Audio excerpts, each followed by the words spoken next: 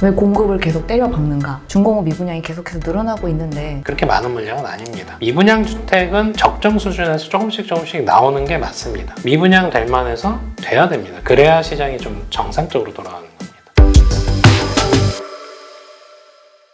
네, 이번 시간에는 이 입주 물량 이슈를 한번 다뤄보려고 하는데요. 4월에 입주 물량이 2018년 이후에 가장 물량이 많다고 하는데 어떻게 나오고 있나요? 저희가 최근에 보도자료도 냈습니다만 2만 한 6천여 가구 정도로 집계가 되고요. 총 한 41개 단지가 나오는데 4, 5년 정도 사이에 이제 가장 많은 물량이 이제 4월에 나온다. 입주 물량이 늘어난다는 얘기인데 왜 공급을 계속 때려박는가? 이런 얘기가 또 나오거든요. 토지를 매입을 해서 거기에 뭘 짓겠다. 그러면 이제 인허가를 받는 절차들이 있습니다. 인허가 받으면 분양에 나서는 게 한 1, 2년 뒤에 이뤄지는 거고요. 착공 들어가면 한 3년 정도 공사기간이 있거든요. 지금 입주하는 물량들은 사실 2년에서 한 3년 정도 전에 이미 분양을 했고 계약자가 있는 거죠. 그러니까 건설사 입장에서는 책임 준공을 해야 되니까 그 시점에 입주를 못 맞춰주면 그 입주 시기가 지연되는 거에 대한 배상을 계약자들한테 해야 됩니다. 그러니까 사실 이건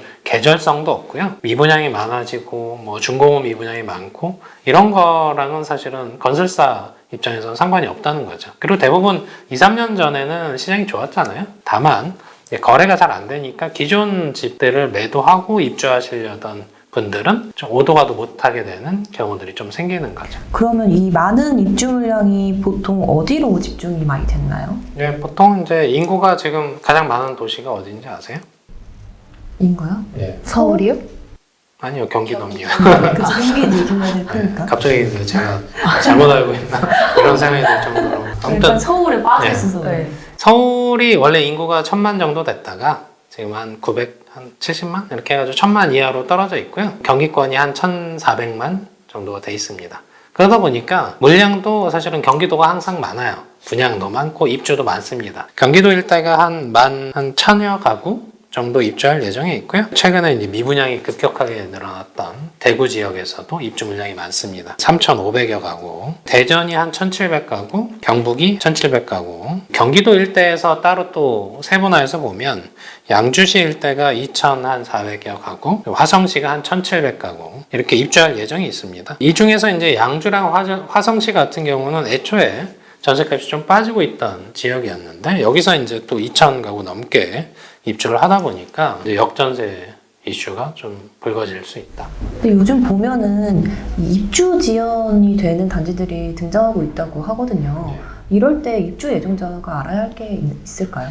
최근에 입주가 잘 안 되는 이유가 선분양 체제에서의 문제점들이 이제 노출되는 거다라고 보시면 되는데 선분양 체제에서는 2, 3년 전에 분양가를 확정을 해놨는데 그 사이에 물가가 폭등을 했잖아요. 그러다 보니까 건설사들이 마진이 확 축소가 된 겁니다. 보통 이제 조합이 있다고 하면 조합이 사실은 원래 사업의 주체거든요. 건설사는 단순 시공인 경우가 많아요. 그러다 보니까 조합 쪽에 공사비 증가분에 대한 것들을 청구를 하다 보니까 거기서 이제 갈등이 생기면서 입주가 좀 지연되거나 공사가 좀 잘 안 되거나 그런 케이스들이 생기는데 상반기 내내 이런 케이스들이 많아질 예정이라서 무조건 그때 입주할 거야 이런 가정은 과거에는 맞았는데 지금은 맞지 않다. 항상 자금과 관련된 게 문제니까 잔금 대출을 어떻게 자금을 어디서 끌고 올지 그 시점이 늘어지면 이 부분을 어떻게 대응할지 미리 대비를 해놔야 된다는 거죠. 앞으로 계속 분양도 예정이 돼 있잖아요. 근데 미분양과 중공업 미분양이 계속해서 늘어나고 있는데 여기 사려는 사람이 있을까요?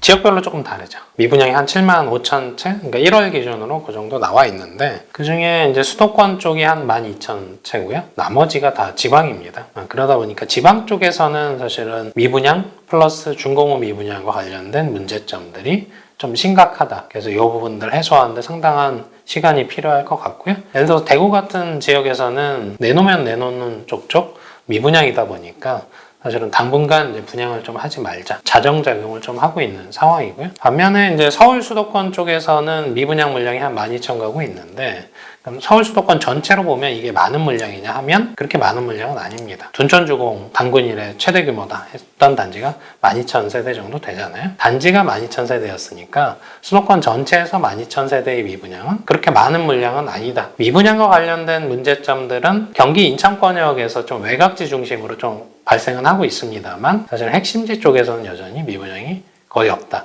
서울에도 한 1000여 가구 미분양이 있습니다. 근데 그 중에 한 800여 가구는 도시형 생활주택이에요.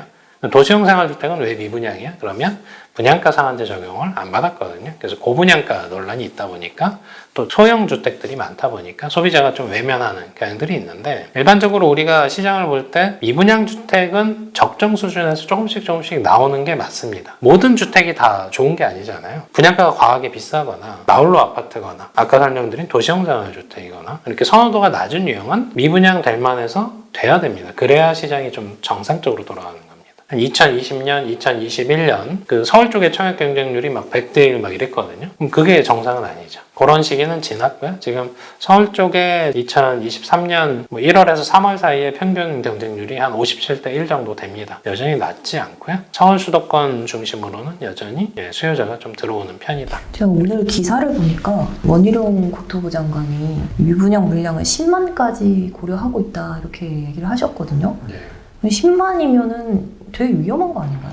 네, 뭐 이미 위험 수위에 있긴 해요. 5만 채에서 한 6만 채 이상 되면 좀 리스크가 커지거든요. 문제는 이제 과거에는 서울도 포함해서 전반적으로 이제 미분양이 발생했다면 지금은 지방에 좀 국한돼서 발생되는 게 좀 특징이고, 금융위기 때는 사실 우리가 이제 서울 쪽에서 이제 보금자리 주택이라고 공공 쪽에서 반값 주택들을 내놓다 보니까 더 미분양됐던 게 있었고, 그리고 그때 당시에는 금리를 급격히 인하하던 시기였죠. 그럼에도 불구하고 미분양이었던 뭐 이런 특징들이 조금씩 다르고요. 개수를 특정해서 10만 채까지는 괜찮다 그런 건 없습니다. 이미 지방 쪽은 중소형 건설사들은 굉장히 힘들기 때문에 사실은 여기서 이제 추가적으로 계속 늘어나기만 하면 병착륙 리스크가 굉장히 커진다. 사실은 그걸 막기 위해서 정부가 규제 완화를 하고 있는 것도 있기 때문에 10만 채까지 포용이 가능할진 좀 의문입니다. 장관님은 이제 최대치에 대한 이제 감내 가능한 수준에 대한 뭐 가이드를 제시한 수준에서 이해하시면 되지 않나 싶습니다. 근데 이 미분양 물량보다 더 위험한 게 중공후 미분양 물량이라고 들었거든요. 지금 현재 중공후 미분양 현황은 어떤가요? 시장에서 미분양을 볼 때 준공 전까지는 우리가 그냥 미분양이라고 표기를 한다면, 준공 이후 이거는 시장에서 악성 미분양을 봅니다. 입주하고도 안 팔리거든요. 뭐 시장에 준공후 미분양이 늘어난다는 거는 굉장히 안 좋은 시그널이고요. 부동산 114 같은 경우는 준공후 미분양과 관련된 통계를 뭐 국토부 통계랑 달리 따로 집계를 하는 부분들이 있습니다. 일일이 등기부를 전수조사해서 따로 분류해서 보는 게 있는데, 올해 2월 기준으로 봤을 때 준공후 미분양은 한 2만 6천 채 정도로 확인이 됩니다. 지금 국토부 공식 통계에서는 준공후 미분양이 이거보다 훨씬 적거든요. 이 추세적으로 봤을 때 이 부분들이 계속 줄지 않고 있기 때문에 좀 경각심을 가지고 볼 만한 데이터다. 그럼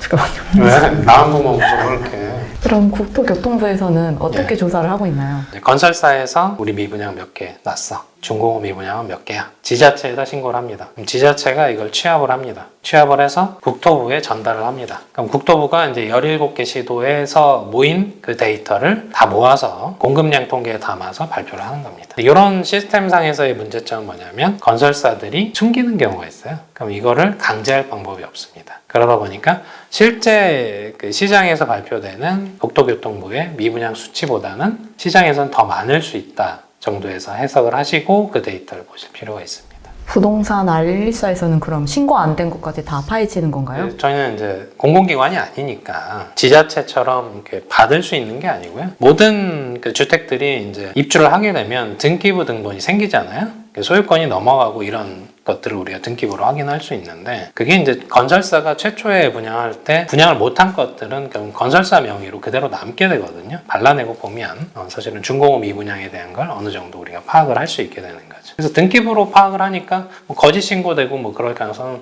높지 않은데, 좀 주의할 부분들은 건설사가 혹은 조합이 이제 보류지라고 해서 나중에 이제 자산 매각을 통해서 현금 유동성을 확보하려고 확보한 것들이 있는데, 그런 건들은 준공후 미분양이 좀 잡히는 감이 없지 않아 있고, 건설사들이 나중에 임대를 목적으로 돌리기 위해서 자체 보유하는 케이스들이 있는데, 그런 경우도 사실은 준공후 미분양으로 좀 잡힐 수 있는 단점은 있습니다. 통계는 하나를 보시면 안 되고요. 항상 국토부 통계도 보시고 추세가 어떻게 변하는지를 보시는 게 더 중요하다라고 설명을 드립니다. 요즘 같은 상황이 오히려 좀 더 좋은 조건으로 살 수 있는 기회다라고 말하는 분들이 또 계시더라고요. 그러면 이 입지가 좋다는 전제 하에 예. 이런 미분양 주택 아니면 준공후 미분양 주택을 사도 괜찮은 걸까요?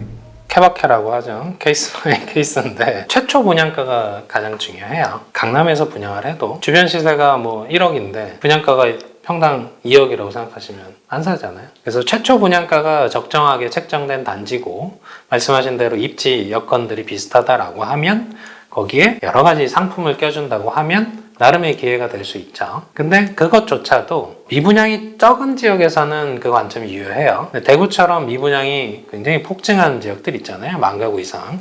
그런 지역들은 미분양이 한 2,000가구, 3,000가구 수준까지 줄기 전까지는 계속 조심을 해야 됩니다. 그쪽 지역은 최초 분양가도 일단 높았을 뿐더러 할인 분양을 한다고 해도 주변 시세보다 높을 수 있거든요. 무조건 이제 이벤트성으로 뭐 차를 껴주고 뭐 옵션을 여러 가지 풀옵션으로 해주고 뭐 이런 것보다는 총 금액, 결국은 투입되는 금액이 어느 정도 수준, 주변 시세와 비교했을 때 어느 정도 수준이냐가 중요하고요. 최근에 이제 그 조합들 중심으로 분양하는 단지들은 또 미분양 나면 이미지가 안 좋아지다 보니까 분양가가 자율화되긴 했습니다만 주변 시세보다는 조금 낮게 책정하는 그런 경향들을 보이고 있습니다. 이렇게 좀 적정 분양가 를 책정한 단지라면 좀 관심을 가지고 볼 필요는 있다. 시장에서 원래 분양가가 더 쌌던 이유가 뭐 전매 제한 10년이니 뭐 의무거주 5년이니 청약 가점도 뭐 쌓아야 되고 이러다 보니까 쌓아야 되는 게 맞았었는데 지금은 청약과 관련된 규제들이 다 거의 다 빠졌습니다. 비규제 지역에서. 신축이라는 관점에서 보면 사실 주변 시세보다 적당히 싸기만 하면 사실 괜찮은 겁니다. 왜? 규제 부분들이 빠졌으니까. 그래서 분양권 거래도 되는 시장으로 바뀌었으니까. 그래서 재산권 행사의 제한들이 줄었기 때문에 주변 시세와 비슷하거나 조금 낮다면 사실은 3년 뒤에 입주하는 걸 감안했을 때 괜찮은 겁니다.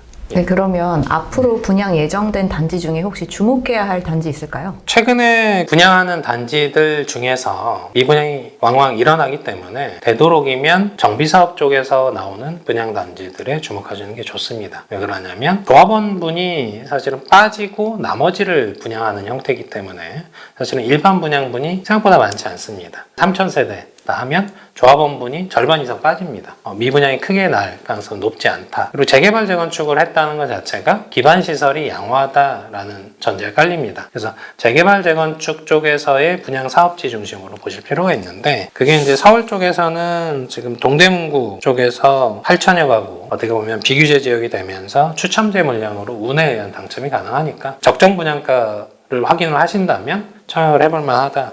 볼 수가 있고요. 그리고 광명 쪽에서도 우순위 청약했다가 지금은 다 팔렸잖아요. 최초에 분양했던 그 단지들과 뭐 비슷하게 분양가만 책정한다고 하면 광명 일대에서도 지금 기존에 이제 분양했던 거 포함해서 10,000가구 정도 나올 예정에 있으니까 당첨을 노려볼 수 있는 거고요. 거기에 뭐 의왕과 경기도 성남 미분양이 적은 수도권 중심으로 좀 주목해서 보실 필요가 있지 않나 싶습니다.